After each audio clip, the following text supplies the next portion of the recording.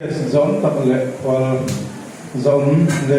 chairperson administrative military two something can looking the Saiphai famous in Golden Jubilee in Oxentare can long be here to wagon Tilpe, Engamo Peg, Seu Candua, Tamlo Mase,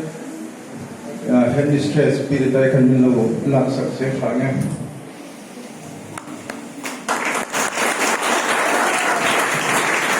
So we come to the Yama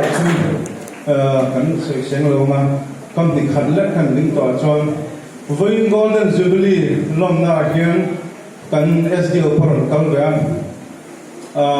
school Zirtu to some class, some now can come Takavanin, school can call the Jomawa to Hansakadua. Joining Golden Jubilee, Hikum Soma, the country, I mean, hair school he. Mizoram state ain au paso kan itikana pangten lo sheula he school hi thang hi la kon share alo nei to chuwangin na pangchia ani to lo ni mihing chulita sela pi emo pu emo kan tia ngai to nga choin mihing lo changtir ta ela midlife kan tiang chi kha ani ta nga chuwang choin tan share tam tak palo nei to ta chuan nun na nei mi hring ang ni sela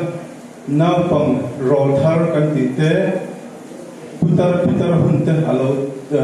tong some ka ma amar chu institution zirna in ani awangin tarni re ani theilo ni ti hi helai zir tu le ka thok pui thin zir tu te le na pang zong le khasang thoi tu ten re ila institution hian